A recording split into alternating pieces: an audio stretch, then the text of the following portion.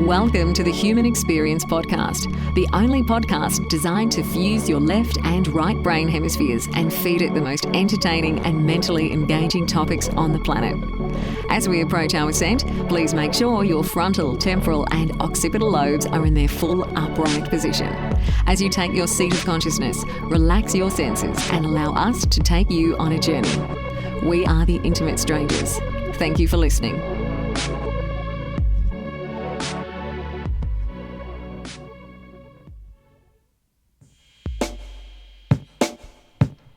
Ladies and gentlemen, welcome.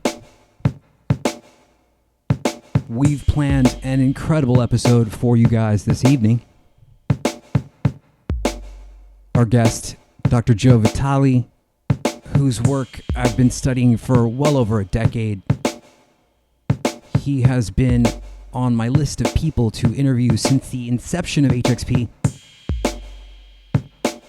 So this is going to be a very powerful conversation.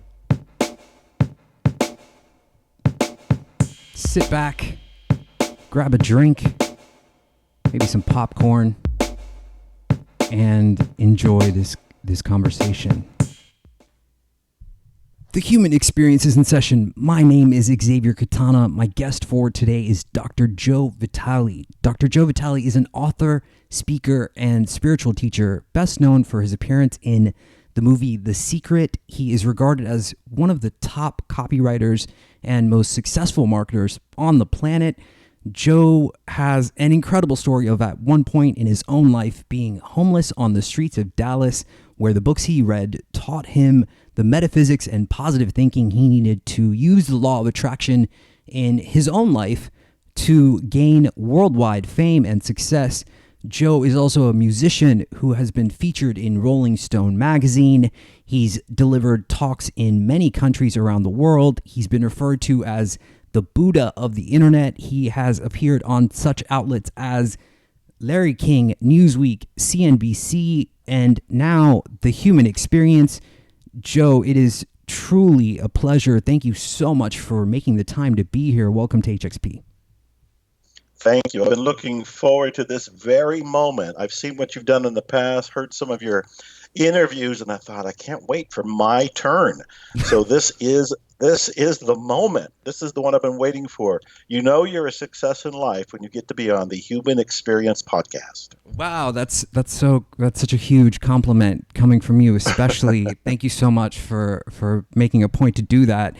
So, I mean, Joe, some people might not know who you are. So maybe very briefly, if you could just kind of give us a little introduction about, what you do, who you are, please. Wow. Okay. Let's see if we can do that. I am primarily an author. I have written 70-some books. Some of them have been best-selling life changers, so I'm told.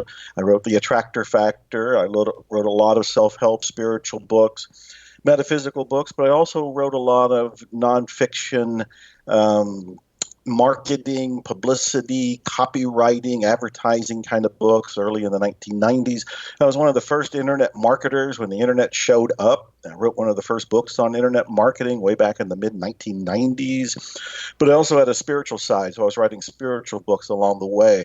And one of those books, The Attractor Factor, got noticed by a woman in Australia who called me up and said she wanted to make a movie about the law of attraction, one of the concepts in the book, and would I be in it?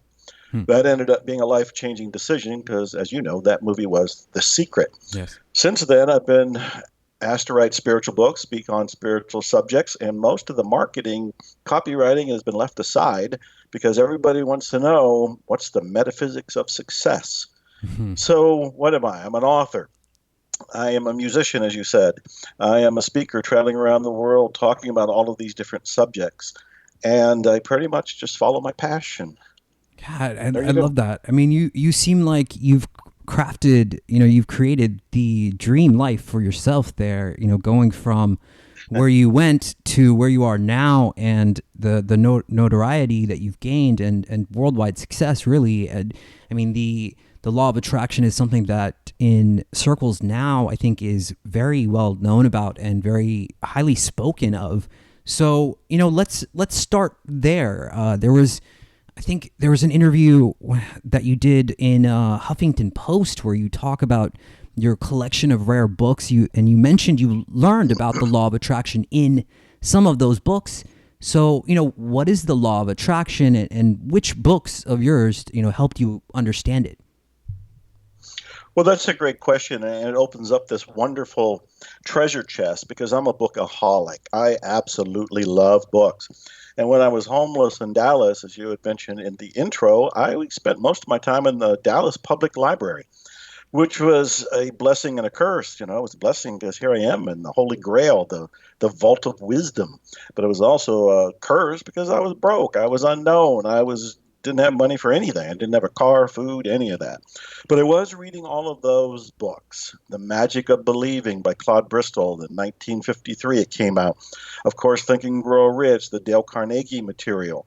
But what most people don't know is the law of attraction has been around for a very long time, and there are books from the 1800s and the early 1900s that talked about the law of attraction. And I was able to read those books because of the library. Most of those are in the public domain now, and you can find them with a 5-second Google search. Mm-hmm. But the law of attraction, in the most simplistic form, is basically saying whatever you're focused on is what you're going to tend to attract into your life. It's not that simple, but that is the basic kindergarten, elementary definition of law of attraction. What you focus on with your thoughts and feelings is what you're tending to get in your life pretty quickly. Mm-hmm, mm-hmm. Yeah, we've had many scientists, credentialed scientists that are physicists, and we talk about this. And in quantum physics, it's represented that this is possible, that this is a real phenomenon that occurs, with entangled particles and just superposition. So, there is a math seemingly behind what's going on here with projecting your thoughts and reality creation, intention, manifestation. So, let's break it down a little bit more than that.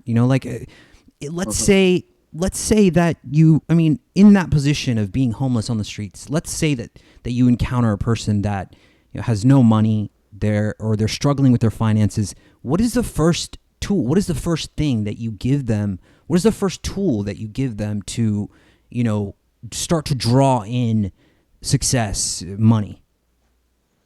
It's a great question, but it's a difficult one to answer because if I take myself now and go back in time to visit the Joe on the homeless streets of Dallas in the late 1970s and begin to share some of the things I know now, that Joe would probably deck me. He would punch me. He would not want to listen to me because he is starving. He is broke. He is skeptical. He is miserable. He wants to know, how do I survive? And I'd be showing up saying, hey, your thoughts create your reality. If you can change your thoughts, you got to get a different reality. I can imagine that a homeless person would be not open to that. Maybe if I left a brochure that said, here are the top 5 things to do to begin to change your current situation, it would include things like, call 211. In the United States, there's lots of phone numbers, not just 911, but other phone numbers you can call and you can get shelter. You can get some food. Or I would say something like, if you haven't eaten, go sell your blood. Go get $10 or your plasma, go get $100 and go get some food in your belly right now.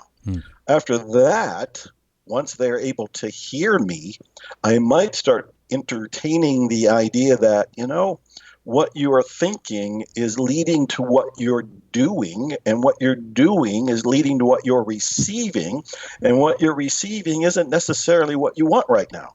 So you have to back up and start looking at your thoughts. So I would find some sort of entry point that would say your thoughts are creating your reality.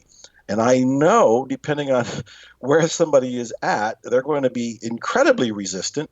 Or if they looked at me as an authority figure and thought, well, he was homeless once, maybe he knows what he's talking about, they might open their mind and listen. So it's an awkward place to start because it's really difficult to know what exactly is the right thing to say to somebody who's in a mess. And you really want to say, you know what? You created that. Yeah, I resonate. I understand what you're getting at, and I think it's important, and I had mixed feelings about The Secret and how it was received. So I'm curious, to understand what you felt after it came out, because it felt like to me that people, thought that they could just sit back in their bedrooms, laying in bed, and think, something into the universe, have this magical intention go out and sit back and it appears at your doorstep. That's just not how it works, right? Yes, and I would totally agree with that. That was a stumbling point in the movie itself. Now, I would defend the movie to begin with. Whether I was in the movie or not, I'd say go watch the movie. The movie's inspiring. The movie is a introduction to a self-help principle we all need to know. But that's the key. It's an introduction. It is not a collegiate course. It's not a 4-year program. It is not the encyclopedia of all the techniques, principles, and psychology you need to know to change your reality. It is basically a introduction. On a very introductory level, yes, visualizing what you want, meditating over it are all part of how you create it and attract it, but it's incomplete. From that standpoint, I've been one of the critics of the movie myself. I was on Larry King twice, and I think it was the first time when I said, this is the flaw. People are looking at the movie and seeing all they have to do is click their heels together, imagine a car or a bicycle or soulmate, and the doorbell rings and they go and answer it, and there's their wish fulfilled. Right. I do believe in magic and miracles. I do believe that is a possibility. But I mentioned I've written 70-some books. I'm a musician. I have 15 albums out. At this point, I'm in 17 movies. I have about 15 other books I want to write, a couple that are already done. None of this kind of productivity happens by sitting in a chair and visualizing it. It begins with sitting in a chair and visualizing it, but at some point, you have to take action. And that's the missing secret. The people like Jack Canfield, who's also in the movie and is a great teacher, has pointed out that the word action is in the word attraction. There is a hint that the law of attraction involves action. So that's where I would agree with the critics and say, look, I would defend the movie. It's an introduction, but it's also incomplete because it's not as easy as sitting in a chair and visualizing.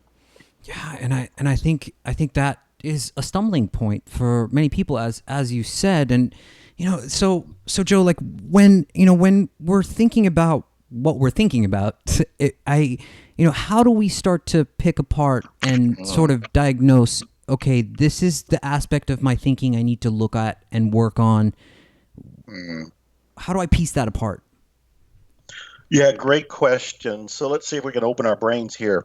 And I mean, literally try to look at the operating system of our own mind. The way we create reality is mostly unconsciously. We're thinking about things, obviously, and we're thinking about this interview. You and I are having a back and forth. This is totally unscripted. I don't know what you're going to ask. You don't know what I'm going to answer. People who are listening are just going with the flow, but they're speculating, they're thinking, they're getting triggered in different ways on the conscious level.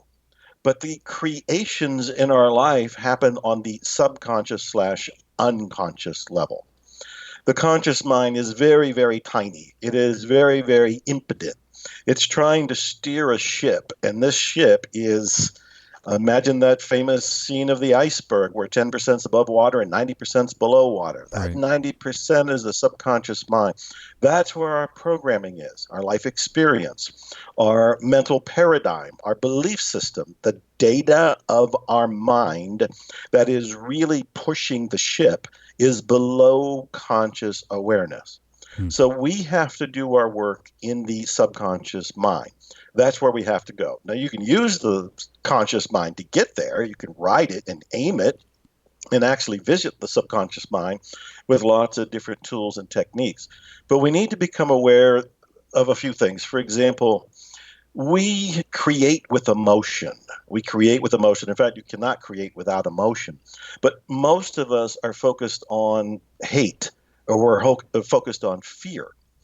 What I prefer is to have people focus on what they love, focus on their passion, focus on their pleasure, to actually move and create in a new direction. a lot of the reasons people are suffering is that they are focused on what they're afraid of, and they're worried all the time, which is a form of channeling your energy into a creation that you actually don't want. So I think God, it's so hard to answer your question because it's such a brilliant question. But the answer is along the line of acute self-awareness. Acute self-awareness is where it begins. Yeah. I really love your answer, and it triggered a lot of different thinking patterns for me. And, just looking at the different blocks that I have in my own, thinking and subconscious mind where, let's say, for example, that they're, most people are thinking about money. So let's just keep using that as an example. But let's say there's some sort of pre-existing trauma or pre-existing paradigm belief system that you have against money. Maybe when you grew up, you thought money was an evil thing. Maybe you thought, maybe you saw something in others, and it created something in you that now is blocking, this sort of neural pathway that connects you to, the higher universe or whatever the universe is attempting to show you, right? Well, there is a lot of that data, and we do get pre-programmed. In fact, by the time we're 5 or 6 years old, as science and psychology has shown, most of us are already wired. And unless we do something dramatic and conscious and with awareness and purpose and intention, we will pretty much keep that wiring until the day we die. And we do want to become aware of it. For example, my father was born in 1925. So by the time he was 5 years old, he was living through the Great Depression in America. So for his world and all the people around him, his parents, his family, the neighbors, the government, the newspapers, the media, they reinforced in the most unforgettable way that there is not enough. There is not enough money. There is not enough abundance. There is not enough food. There is not enough security. You are going to live in lack and limitation and want and unfulfilled desires till the day you die. Well, my father died recently. He was 93 years old. And he never, ever shook those beliefs that were anchored in him as a child. Here's the lesson, though. Being his son, I inherited those beliefs when I was growing up. He would tell me things like, the best way to double your money is to fold it over and put it back in your pocket. And I thought, well, that's funny, that's clever, and that's useful. Fold my money, put it back in my pocket. And he would say things like, your best friend is the dollar bill in your pocket. Well, I grew up hearing that. And so I also downloaded his information like money's bad, money's evil, money corrupts, and there isn't enough to go around to begin with anyway. So no wonder I struggled with money. I was in poverty for 10 years. I was homeless until I began to do that internal soul-searching, dissect your own brain, acute, ruthless awareness that I'm referring to. And I began to realize, wait a minute, that's a belief system. What he taught me was a belief system that for him was reality. It was still a belief system, but for him, it was reality. I inherited it. When I began to wake up to the idea that beliefs create reality, and if I can start locating those beliefs and changing them, maybe I would get a different reality. Well, I, by most measures, am a pretty successful guy in a lot of different areas, but that has only happened from deprogramming the software that I inherited.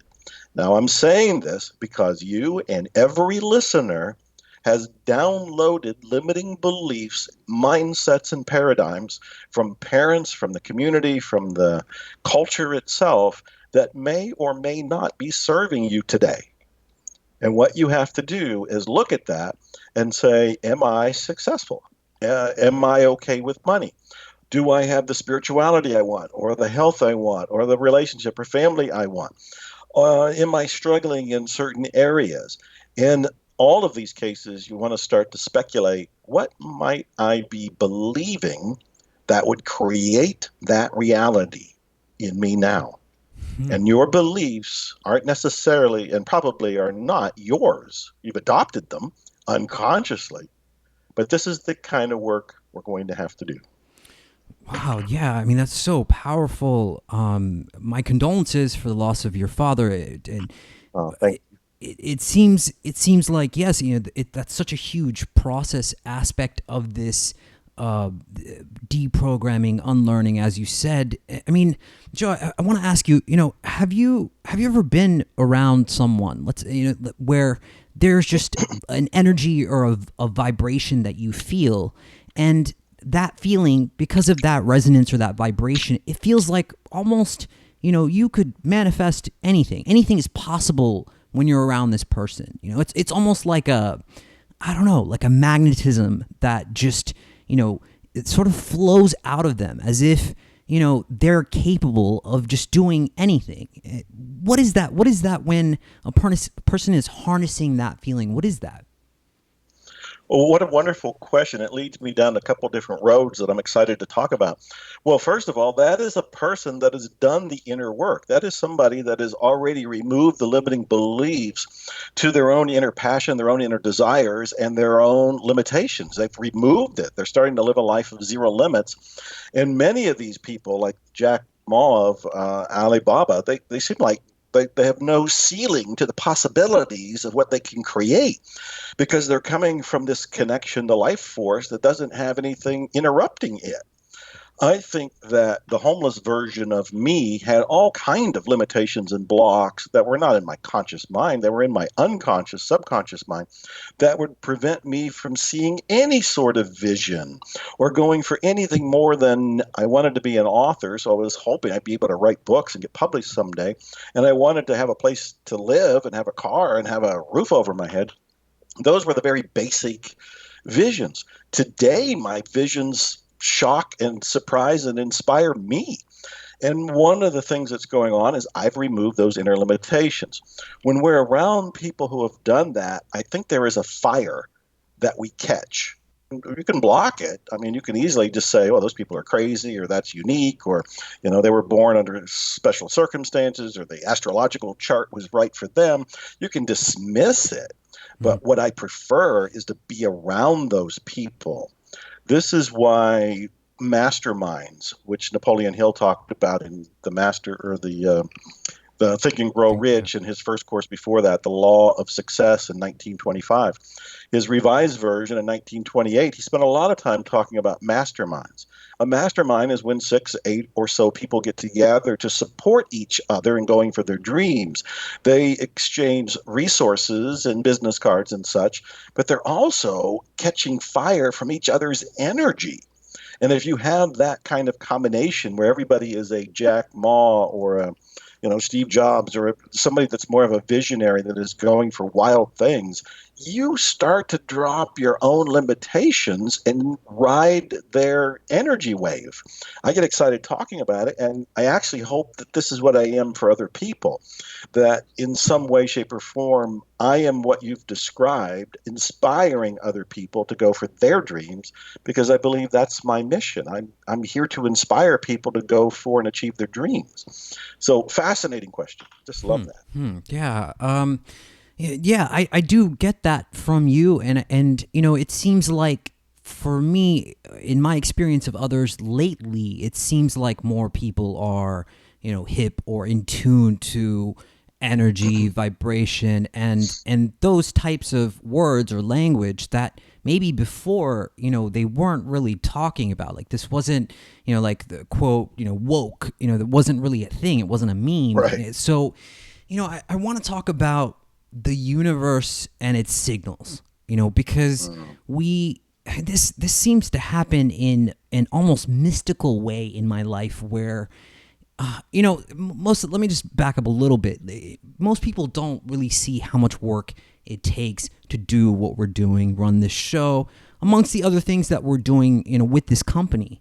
And, it gets frustrating. It really does. And not that they don't see it, but that, there are these struggles that I'm experiencing myself. And there's been a few times where I've been ready to walk away from this, and it's been challenging, but every single time that happens, it's like the universe mystically, beyond, glaringly, obviously, without question, put something in front of me that says, no, this is your path. This is where you should continue. I love that. I have a flags theory. I've written about it on my blog a couple times, and the flags theory is this. When you start to go for a dream, you state an intention, whether it's like you writing or starting your show, or it might be with me starting a business or writing a book or wanting to create a new music album, you look for the signs that tell you what to do next. And I call them the red, yellow, green flags. If there's a green flag, there's a sign that the door opens, the window opens, something synchronistic seems to happen. That's a green flag. It says, keep going, keep going. But if you get a yellow flag, and that's a bump in the road, that's where you got disappointed, that's where there was a snag, that's where you had a meeting and the person didn't show up, or you expected a investor and the investor changed their mind, there's a yellow flag on the road. Now, the yellow flag doesn't mean stop. The yellow flag means pause. The yellow flag means pause. It's cautionary, much like if you're driving down the streets, at least in America, and you got the red, yellow, and green. The yellow means, hey, be cautionary. Slow down a little bit right here. You might have to stop. So the yellow flag is a time to pause and reflect and go, should I continue in this direction, or am I being advised or signaled to go left, right, back up, pause for a little bit, or do something different? If you don't pay attention to the yellow flags, they turn into red flags. Red flags can hurt. Red flags mean you didn't pay attention to the yellow ones, so now you are hurt. Now there was, some sort of painful occurrence. It could be anything from an accident. It could be anything from a penalty and you have to pay some money. It could be a missed opportunity. There's any number of things. So what I tell people is you want to pay attention to the green and yellow flags. You say you want to do something, which that's stating your intention. I'm a great believer in intentions. Intentions are a way to align your body and your mind and your energy to go in a particular direction. It's your target. An intention is also a way to tell the universe. I call the universe the great something. And I titled one of my recent albums, The Great Something, as a nod to this mystery. And the great something is trying to tell us, here's what you do next. And if we don't listen, that's when we get the yellow flag. And we don't listen to the yellow flag, hey, that's when we get a full stop. And now we've really got to regroup and find out where we want to go next. So I want to pay attention to the green and yellow flags, and that's what I tell people. And again, this is, as you pointed out, mystical. It's almost like it's it's like a quantum, unexplainable, esoteric, invisible hand moving us and the pieces around us to go in a certain direction. And in some ways it feels like I'm just an actor here. I'm just playing my part in some game of life scripted by the great something. Mm-hmm. And I play my part because if I follow the green flags and the yellow flags, hey, life's pretty juicy and some cool things happen. But if I don't pay attention to the flags, I could hit a red one. Red ones tend to hurt. Yeah, there's so much there to unpack, and it does seem like, reality has this way of reminding us kind of where we are on our journey as we start to create these intentions for ourselves. But, my real question is it becomes a little bit complex to me, because then, we get into this idea of are we choosing, is there this free will aspect to things, or, how does this work? Is it the illusion of choice that I have? And is it, this predestination, this preset place that I'm going? How does that work? Yeah, that's the philosophical arm wrestling grand challenge these days. People talk about, do you have free will or not? And I've given that quite a bit of thought. My first answer is, yes, we have free will. And that means if you are being inspired to do something, that inspiration is coming from what I'm calling the great something. But you don't have to follow it. You have free will. You can say no. You can say no to the universe, and you can say, no thanks, not me, give it to the next person. You are completely free to do that. Now, my side insight is when you do say no to the universe, you miss out on winning the lottery, so to speak. because that inspiration is going to bring some sort of magnificent, miraculous magic to you. And when I say lotto, I don't mean the cash prize, but some sort of satisfaction that is very deep. It is more than a bodily felt, just that felt good to do. It's more of a complete life experience satisfaction. And that could be as simple as, a woman gets inspired to open a bakery because she likes cooking dog cookies or something. And she does it and says, yes, there's a fulfillment there that isn't there otherwise. But she has free will. She can say, no, I don't really want to open a bakery. That's a little too complicated. So I see that's the first level. But here's the most recent thought I've had about this, and I haven't shared this publicly anywhere. But I thought to myself, when people are in an argument about having free will or not, and there's somebody saying, you don't have free will, you just simply don't have free will, and they're adamant about it, I could look at them and say, change your mind about that. Go ahead, change your mind.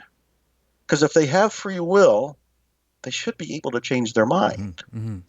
If they don't have free will, they're going to be stuck thinking and believing that statement.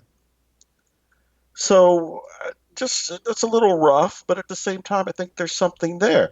For the people who really say, I don't know, I totally believe that there's climate change that's going to destroy us all in the next 20 years. I might say, okay, if you have free will, don't believe that. Mm-hmm. And they will find it very difficult. I think it's because in some ways, free will is an illusion. I think that we are being led by the nose, by the great something. To what end? I don't have any idea. It's a mystery. I'm here as an actor on the play too. Right.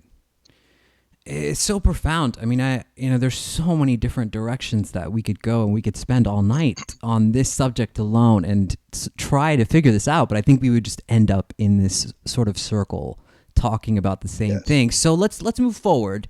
Let's talk about fear. Let's talk about something that people face often. But let's make it a little bit interesting. Let's talk about your fear, Joe. I mean, what is something that you are truly afraid of? What an interesting question. You mean right now? What I'm truly afraid of? Just something that that's in your thoughts, something that you think about that is you would classify as a fear. Maybe if you were external to yourself, and maybe if you were counseling someone that is under your teaching, maybe you would have a different answer than your own behavior for. What a fascinating question. And I am being transparent, and I am taking that in, and I'm going to answer that in a truly authentic way.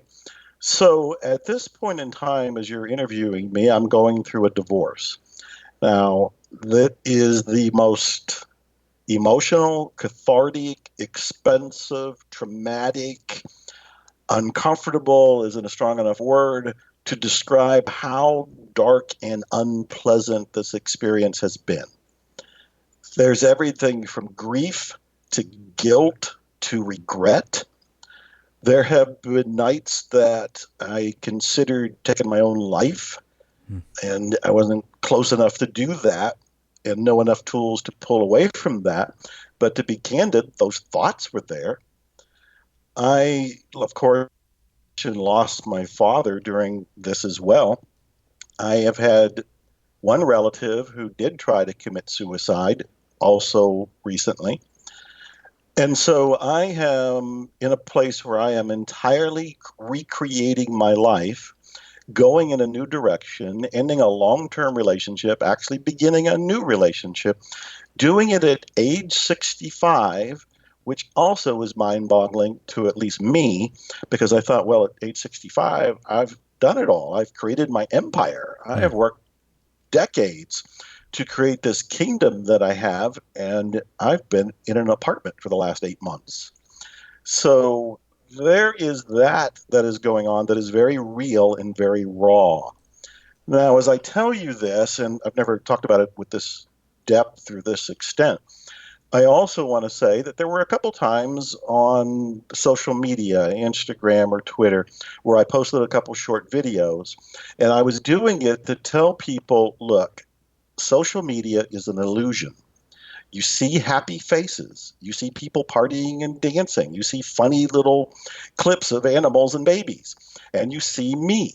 And you see me from time to time smiling as big as can be. But you don't know that 5 seconds before that, I may have been in tears. And 5 seconds after that photo was taken, I may have been in tears. What you see is an illusion because we only share and post the very best of what's going on in our lives. In a sense, it's an ego trip, and we're wanting likes and applause to say, hey, look how great you're doing. So we cherry pick our life moments. Mm-hmm. But I posted a couple where I was saying life is not that fantastic for me all the time. So I've been learning a lot from Stoics and Stoicism and Marcus Aurelius and Ryan Holiday and all those guys. Sure. And they are actually helping me survive. Yeah. They're helping me survive. And I've shared that on social media as well, pointing out everybody. I wrote a song it's a big deal. There's a music video about it, and it was in Rolling Stone magazine, all of that. It was called Everybody's Going Through Something. And I wrote that, I think, in 2012. But boy, oh boy, I did not know just how much people are going through, and I didn't know just how much I would go through. Everybody is going through something, including me. Wow. Joe, what a powerful moment in this interview. You know, it felt like I could hear a pin drop just in that moment that we just had and created. And I sincerely, deeply appreciate your authenticity and your willingness to be open and vulnerable in this moment here with us and everyone that is listening and everyone that will hear this episode. I'm sure they will appreciate that openness from you because sometimes it's easy to look up to our heroes and regard them as impervious. They're invincible. It's a misconception. We're all human. We all have our faults, our things, that make us human and remind us that we are human. So, I sincerely appreciate your ability to really be open with us, here and now. I want to talk to you about, let's talk about relationships. Let's talk about when two people feel like they're falling in love. It's a good segue with what you're talking about. So there are many things happening, right? I mean, there's many things occurring. What is your regard to, relationships that work and relationships that fall apart and that don't work?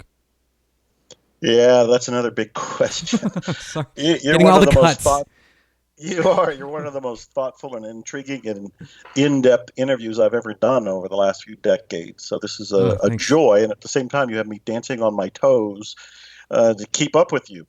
So relationships. I've been in 2 long-term relationships. Both of them lasted 20 years, which I think I should get a medal for that. And now in a third one, I don't know that that'll last 20 years because I'm 65, but who knows? I don't want to put a limiting belief on myself, my lifespan, or relationships. But I've often wondered, especially over the last 8-9 months as I've gone through this separation, that people do drift apart. And the very people that might be coming together because of a magnetism that they may not even understand themselves. Yes, there's some mutual interest, and yes, there may be physical attraction, and yes, there may be something esoteric surface that's simmering, that's bringing them together. At some point, that may just simply dissolve. I don't know that that's a bad thing. My parents stayed together 60-some years. And I don't know if they were happy most of that time. I think the old school people did, our parents and grandparents probably stayed together until their death because they took that oath and because they were afraid to do anything else. And despite it all, they just kept biting their teeth and maybe not talking to each other and not being intimate with each other, but still lived together because they just forced themselves to get through it. I'm toying with writing a book called When Truths Collide. when truths collide. Mm-hmm. And the idea behind it is if two people who are together and have been together for a very long time start to drift apart because of an organic, very natural interest in something else, not necessarily somebody else, but something else, then they will probably not be able to easily be together.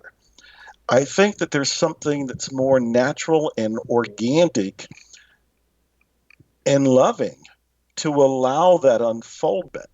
I don't know that that's really easy, because if both people in the relationship start to drift apart and they're not really honest with themselves, one or the other may be very bitter. They may be very resentful. They may still want to hold on to the known. Mm-hmm. But then I got to take a helicopter, not even a helicopter. We have to go into outer space and look down at this whole concept and start to realize that, look, life has an ebb and flow to it that doesn't necessarily fit the legal parameters of marriage. Mm-hmm. There is an ebb and flow from a higher perspective and from a universal lifespan that is saying it is quite natural to drift apart. It may be natural to stay together till the end as well. I'm not dismissing that. We're just having this free-form dialogue, and I'm sharing some thoughts, right, including the idea that, hey, at some point, truths may collide and you may drift apart. Right. And it's okay. Right. And, it really seems like, back to, this greater awareness of this larger picture, this very mystical unknown about, what our lives are and the direction of them, and maybe what we even reflect into ourselves as what success may or may not be. There are people who have tons of money, but they are bored, unhappy, and on the verge of suicide. So money isn't everything. And I think also importantly to note, in the regard of relationships and those types of experiences, when we experience that sort of disconnect, there's a healing, there's a profound healing that's required, where we look into ourselves and we're learning to love ourselves again, right? So, what would you offer in those terms, in the terms of healing trauma and looking at ourselves with love and compassion? Yeah, big questions again. From my own personal experience and over the decades of working with different people as a coach to them or mentor to them, or hearing from them when they read my books or listen to the audios, I would say that the number one thing that we all need to relearn, including myself, is a self-appreciation, a self-approval, a self-acceptance. I want to say self-love, but too many people rush in with that's all ego. And I'm not talking about an ego. I'm talking about a healthy respect for yourself, a healthy grading of your life and everything you've done, all the decisions you've made, with an acceptance, with a non-judgmental, loving appreciation. And the bigger word that I've been holding back to bring in here for the right moment is forgiveness. And it's not forgiving anybody else. That's part of the picture, and we always talk about forgiving somebody who caused the trauma or drama, or the people we blame for certain things. There is a forgiveness we need to do there. But the bigger forgiveness is a forgiveness to ourselves, to each of us, a forgiveness to myself. Part of what I've wrestled with when I said, guilt and resentment and grief is a self-punishment that was coming from a lack of forgiveness to me. We will be more empowered, we will be happier, we will be healthier when we forgive ourselves for what we have deemed wrong. Mm-hmm. That is the big lesson. It's the self-acceptance, self-appreciation, and forgiving ourselves to get there. Yeah, it's resounding, Joe. This conversation has taken such a deep turn. I knew it would be a powerful conversation, but I had no idea that we would go here and, have such a moment, so many moments of so much wisdom that, you're offering. There are some questions that we should probably get started on now. Okay, so here we go. So Alec asks, if you were to wake up naked in the middle of a city with $100 and no knowledge in anything other than the basics of what you preach, how would you go from that point of being wealthy to being wealthy enough to buy that city? To buy that city? Yes. Is that what? So yes. Well, what a wonderfully constructed question. I wake up nude with $100, but at the end of a certain period of time, I own the city itself. Wow. This is cool. You've got some amazing listeners here. Well, I would go back. Robert Allen did the challenge 20-some years ago. It might have been longer. I don't know. He's the real estate guy, and the book's called The Challenge. I would tell people to go read it because it's still around, and it's always inspired me. And he was the guy who would say, give me 5 people from any unemployment line. As long as they have a driver's license, I will have them owning land in 30 or 90 days, and they will have $5,000 in the bank. They will know how to create their reality. They will be empowered, and they'll be able to be in business. And the LA Times followed him, wrote about him. He's also the guy that did another challenge where he said, take away my wallet, leave me with $100 and my driver's license, drop me in any fairly mid-sized city, and I will own property in 30 days, and I will be making money from it. And again, he did that. So I know that these things are possible. In this particular case, it's bothering me that I wake up nude.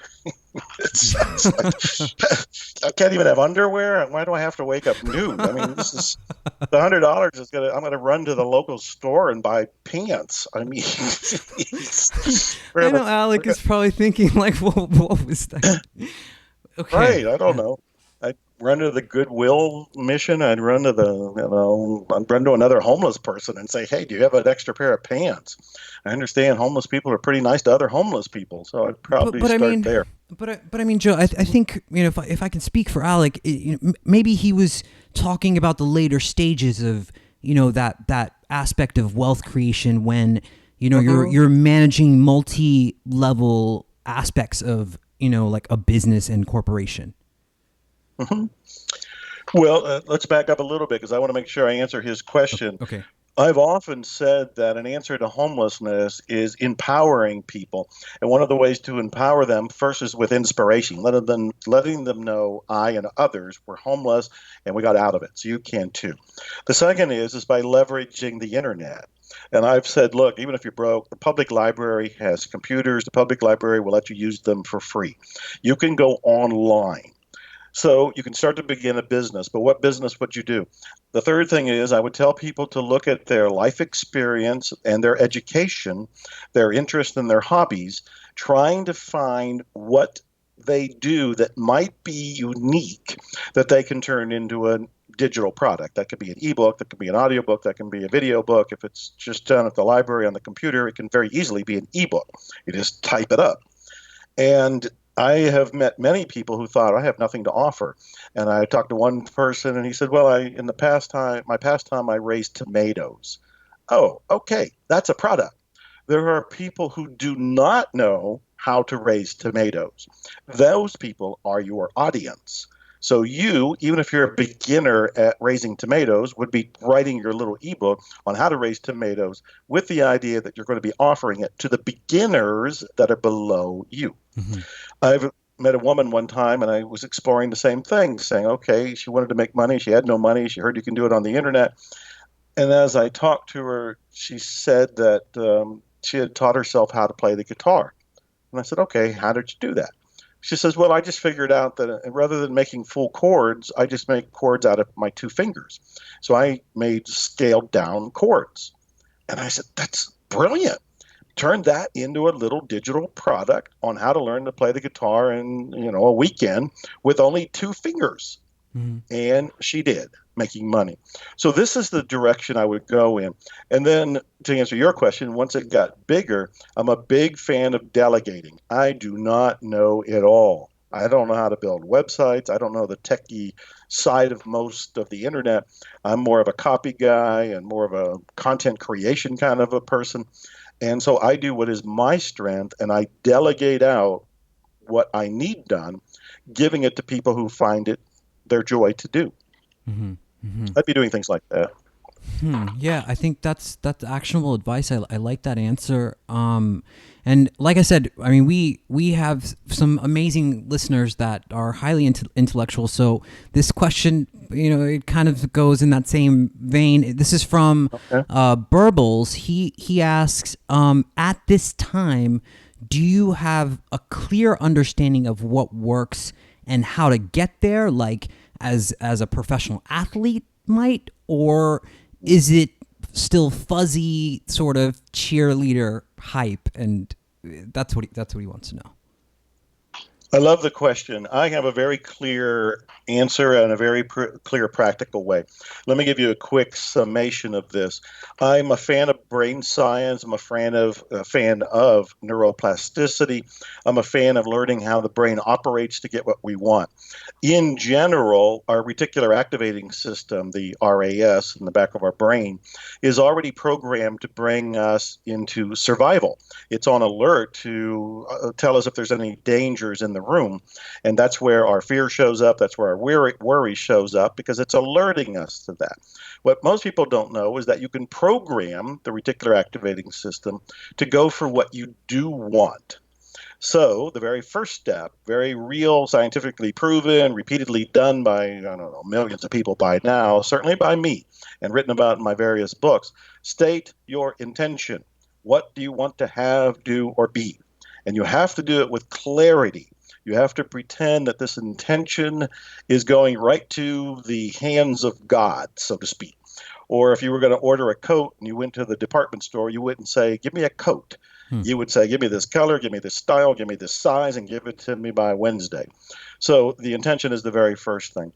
The second thing is you want to make an image, some sort of graphical representation, because your brain responds to images. It's not enough just to write it out in the intention. You need a photo, a graphic, an art piece. This is why vision boards are so talked about by everybody from Oprah to the people that were in The Secret. A vision board is a board where you put the examples of what you want to attract into your life. It could be a car, it could be a house, it could be money, it could be a relationship. So you want some sort of visual, because the brain responds to the visual. This is a fact. The next is you want to look at your visual with an emotion, because the emotion fires the brain and turns on the neurons that will activate the reticular activating system to alert you to ways to achieve it. So you need to be able to look at it with emotion, but the emotion most people have is fear or worry or hate. As I mentioned in the beginning of our wonderful interview here, I said you want to focus on what you love. The thing that you're wanting to attract should be something you're passionate about, should be something you're excited about. So when you look at the image or you look at your intention, you're actually feeling a rousing, juicy, exciting emotion. If you look at it and you don't care, or you're flat, then you haven't found what you actually want. These things all activate the brain. And then the third thing is repetition. The brain responds to repetition. If you want to learn anything, you just keep repeating it, and you'll memorize the song or the poem or the foreign language or whatever it happens to be. This is why so many people are told, put up your vision board or write down your intentions and look at them morning, noon, and night. Why? Repetition. These steps are concrete, scientific, proven to work. Take them to the bank. Yeah, I love it. I love it, Joe. I mean, I love those practical tips. I could soak those up all day. I want to switch gears again, and I know we've gone in, with some in different angles with this interview, and so, with all due respect, Joe, I mean no disrespect whatsoever. I value your work very highly. So, but What a lead up. I have to be real with this. I have to be real about the way that I feel with this. And in my own authenticity, I want to ask about, this sort of industry of, pay me money to teach you how to make money. Right? So, Yep. Of course, some people can afford that, and God bless them, but but do you think there could be, this is the industry that you're in, I'm sure with, there's, I could drop names, I don't want to, but I'm sure there are some seedy practices in that vein of operation, right? So, how do you feel about that? And if you could address that, please. Yeah, it's a wonderful question, and I appreciate you being so honest about it. I am not in favor of that kind of manipulation of people's situations or their feelings or their despair. I am all about inspiring people to get their results.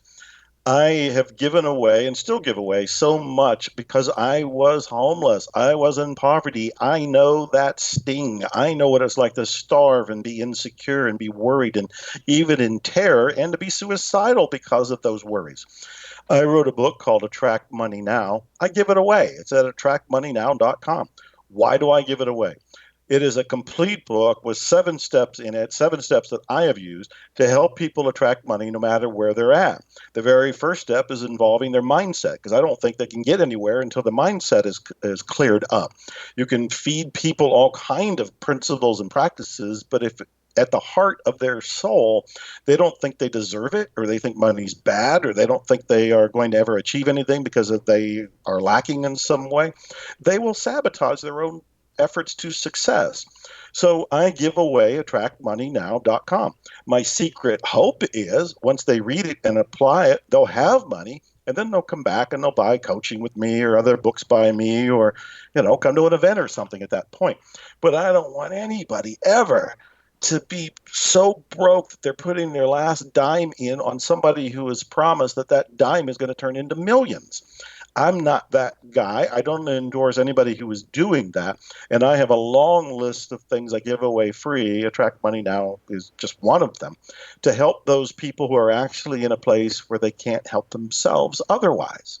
That's what I'm in favor of doing.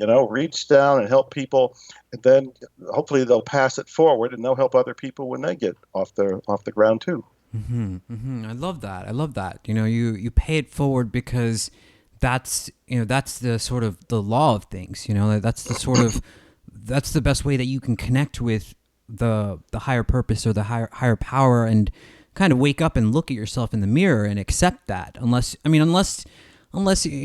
widely speaking, it seems like there is this, I don't know, this spiritual war that's happening on this planet against, light and dark, and it almost seems like the dark is winning. So now more than ever, it's important for us to be as real as possible, to give to those that are less fortunate than we are, and really be present as much as we can. We do need to shine our light. There is a war going on. The dark is not winning. The light is winning. But all of us need to turn on our brightest inner spotlight. In fact, there's a meditation that I can just describe it, and people can do it whenever they like. It's the idea of pretending that there is like a pilot light inside their chest. A dot of light, like at the end of the tunnel, or if they know the old furnaces and ovens where there's a little bit of a light there, the kindling has started, but there's not a big blaze. And so they look at that little bit of light in their chest, but then start to imagine that it expands because you turn up the gas or you add more logs to it, or just with your intention, you imagine it gets brighter and brighter. And then treating it as a kind of a meditation, that bright light begins to expand in your entire body, where the light goes down into your legs, it goes into your feet, it goes up into your chest, it goes into your arms, it goes into your neck, it goes into your head, until you become this being of light. And then as this being of light, start to imagine that it is radiating out from you, like radiating from your aura, and going out and touching other auras. And we can keep expanding this even right now with all the people listening, if they can just pretend and play with this little image and see this fire of love, this light emulating from me and from you and then from everybody else on here, that it's expanding to it's reaching everybody that's on the call, and then all the people who aren't on the call and all the people and their neighbors and the family, until the whole planet is ablaze with light. And as we know, we don't have to do anything to get rid of the dark. All we have to do is turn on the light. There's actually a really great analogy that I heard. If you just take a dark room and you walk into it, and you light in the center of that room one single candle, it will it would fill that whole room. But if you try to do the opposite, if you try to take darkness, if you try to take a dark room and apply it to light, it just doesn't work. It doesn't work in the same way. So, Joe, we're wrapping this up. We're a little bit over. This flew by. I'd love for you to sort of take all of this together and tie it into a bow. You're a fantastic speaker. So, maybe the larger message or larger purpose for the long-term view of a person's life and their meaning and all of those things. Wow. I want to remind people that the miracle is now. It's not in the past, as nice as it might have been. It's not in the future, as nice as we want it to be. The past and the future do not exist except as mental constructs. All we have is this moment. Literally, this moment is the miracle. And then realize that you are in this moment. You are part of the miracle. All of life is this wonderful puzzle. And I have a piece to play. When I play my piece, my puzzle fits into the game of life. And when you play your piece, your part fits into the game of life. And then life begins to work. So I encourage people to tune into their soul, look for those green flags, follow their passion, trust the great something, and realize this is the miracle. Yeah, it's so powerful. It really does seem that you are teaching people to be aware of the science of miracles, and you're giving it a science, and it's needed more than ever now. It really is. So, Joe, here's your chance. You want to plug. I know. Is there a tour coming up? Are you going to be speaking anywhere? I know you've got a bunch of different books in the works. I know there's a master class that people can attend with you. Where's the website? How do people get there? Is there a certain book, 0 Point? Which one would you like to recommend? Yeah, wow, I do so many things. I've written so many books, so much music. It's tough to just say one thing. Yeah. I have a website called VitaleLifeMastery.com. Vitale is my last name, Vitale, VitaleLifeMastery.com. There are courses there. There are free courses there. Introduction to Miracles, Attracting Money. There's all kind of things that are absolutely free or only cost $5 or $7. My books are on Amazon. Books like Zero Limits have been incredibly popular. The Awakened Millionaire is popular. The Attractor Factor that I mentioned a couple times are popular. My music's on iTunes, Amazon, Spotify, everywhere. The album I was referring to is called The Great Something. And the book I was saying anybody can have for free is Attract Money Now. Just go to attractmoneynow.com, or it's also at VitaleLifeMastery.com. And I just want to thank everybody for listening, and thank you for inviting me. Godspeed to all of you. I am incredibly grateful to be part of this journey. Thank you so much, Joe. Just hang tight for me. Let me just do the outro here. Sure. Thank you so much. Guys, what an amazing, credible interview. Joe's work is truly resounding. I can't recommend it enough. There's so much of this that he puts into a science and a formula that sometimes we need that formula. And we're missing that gap in our minds. So I do recommend picking up a copy of a number of his books that are available. Awakened Millionaire is a really, really good one. But that's gonna do, and we will make those links available in the description of this video and in on the website.